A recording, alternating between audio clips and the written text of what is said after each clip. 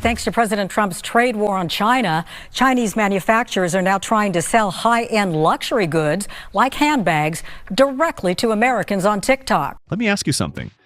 What would you do with $10,000? Buy a used car? Put a dent in your student loans? Maybe take a 2-week vacation in Bali and still have enough left over for cocktails and airport snacks. Or you could buy a Chanel handbag. Just one. One bag. No magic powers, no Wi-Fi, no self-cleaning features. Just a structured rectangle that holds your phone, lip balm, and the financial guilt of 3 months' rent. Don't get me wrong, luxury fashion has its place. If you love it, you love it. But we've reached a point where we need to ask, are we paying for craftsmanship? Or just paying to feel like we're in an exclusive club? Because here's the thing no one wants to talk about. Luxury doesn't always mean what you think it means. You might imagine your new Louis Vuitton tote being stitched together by candlelight in a Parisian workshop by someone named Claudette with decades of artisan wisdom. In reality, a lot of these products are assembled in factories that operate more like efficient machines than dreamy ateliers, and some of them aren't even in France or Italy at all. That iconic Made in France label? It's often slapped on after the bag's been mostly produced elsewhere, like Spain or China. According to some insiders and leaked supplier videos, components are shipped globally and finished just enough in Europe to legally earn the Made in badge. Kind of like microwaving a frozen pizza at home and calling it homemade. And if you're still holding on to the idea that the price reflects some magical level of quality, let's talk about Dior for a second. Not long ago, it was revealed that a Dior tote bag, the ones that retail for well over $3,000, costs roughly $57 to produce. $57. That's the price of dinner and drinks at Applebee's, not timeless luxury. When that news broke, even loyal Dior fans had to pause and ask, wait, am I the luxury item here? But of course, you're not just buying leather and stitching. You're buying the idea of elegance, of exclusivity, of being someone who can drop thousands on a handbag without blinking. And let's be honest, that's half the appeal. Meanwhile, behind the marketing curtain, brands like Chanel, Hermès, and Louis Vuitton are operating with margins that would make a tech startup jealous. A $300 production cost turns into a $5,000 retail price faster than you can say limited edition. That's not luxury, that's psychological warfare.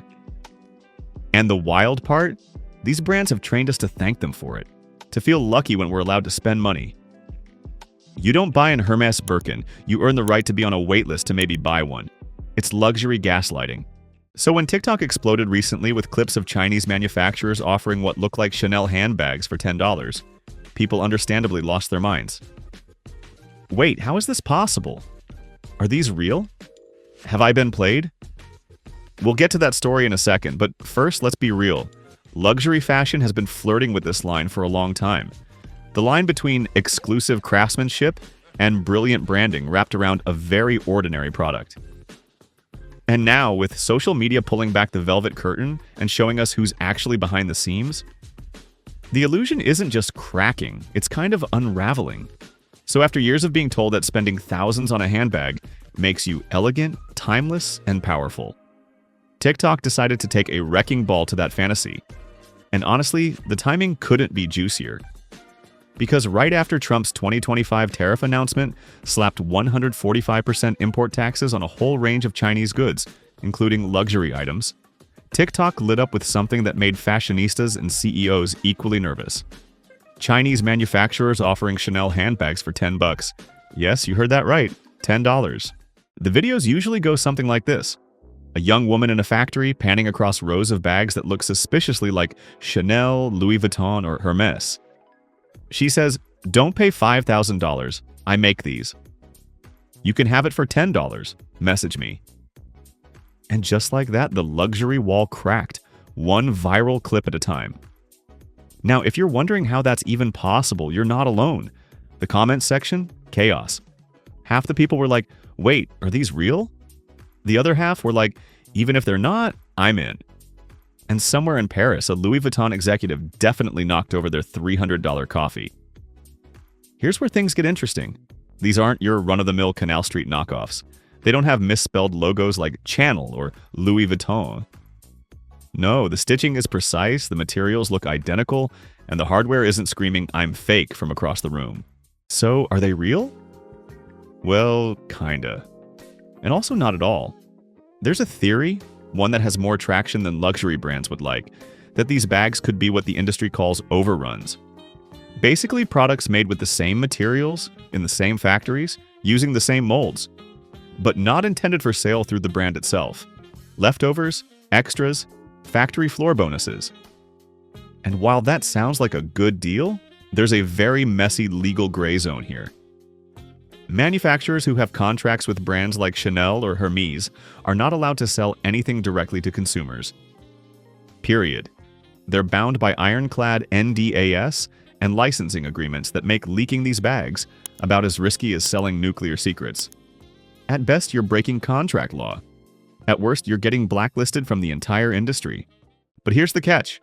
Enforcement across borders is difficult, especially in countries where these contracts aren't aggressively enforced, or where small manufacturers operate outside the system entirely. That's why TikTok became the perfect middleman. It gave these factories direct access to consumers with one swipe, one DM, one emoji code. No fancy storefronts, no middlemen. Just want the bag? Message me. And the demand? Instant. Because suddenly, luxury was hacked. The exclusive club was now giving out backdoor passes, and people rushed in like they'd just discovered a Chanel cheat code. Of course, not everyone's convinced. Some say these bags are just very high-end replicas, not actual overruns. But here's the thing. For many people, the difference doesn't even matter anymore. If it looks the same, feels the same, and comes without a 5-figure price tag, that's good enough. We've officially entered the era where the average buyer is less interested in provenance and more interested in plausibility. And that's a huge threat to the very foundation of luxury branding. Because if you can get the same look for 99.7% less, the only thing keeping luxury alive is the idea that it's realer. But when real starts getting murky, the whole system starts to shake. So what's fueling this underground TikTok luxury revolution? Well, enter the Trump Tariffs 2.0 stage right. In early 2025, President Donald Trump announced a sweeping new tariff package that imposed taxes up to 34% on Chinese imports. This move was part of a broader strategy to encourage domestic manufacturing and address trade imbalances. However, the tariffs didn't stop there. Subsequent measures increased tariffs on certain Chinese goods to as high as 145%, marking one of the most aggressive trade stances in recent history. Why? Because while cars and steel get headlines, the fine print includes luxury fashion, accessories, and even jewelry. That means if you want to import a Chanel-style bag from a Chinese supplier now, that price spike isn't just coming for brands, it's coming for you, the buyer. But here's where it backfired in a way no one saw coming. Instead of pushing people back to Western luxury brands, it drove them to TikTok, Telegram, and WeChat, where factory direct sellers offered bags for $10 to $50, plus shipping and zero guilt. It created an entirely new pipeline. Disillusioned consumer plus viral factory plug plus soaring tariffs equals luxury rebellion. Suddenly, the luxury narrative, "you must earn this bag," was replaced with "you can DM Ms. Lee and she'll ship it to you for the price of a movie ticket." And that's a nightmare scenario for brands that have spent decades building their identities on scarcity, gatekeeping, and markups, disguised as mystique. And let's be honest, people aren't just buying these $10 bags because they're cheap. They're buying them because they feel like they're beating the system. It's not just a purchase anymore, it's a protest. So what does this all mean for you, the consumer? Well, maybe it's time we all stop and ask, what are we actually buying when we buy luxury? Is it the design, the materials, the brand? Or is it the validation that comes with owning something that most people can't afford? Because here's the twist, luxury fashion was always about status. But now that status can be replicated for $10, shipped in 48 hours, and posted on Instagram with the same sparkle filter as the original. And when that illusion starts cracking, when the Emperor's Birkin is actually made in the same workshop as the $30 dupe, the industry doesn't just lose money. It loses meaning. Now, to be clear, this doesn't mean you should never buy luxury again. If it brings you joy and you love the craft, by all means, get the bag. But don't let yourself be gaslit by branding. Don't confuse expensive with exceptional.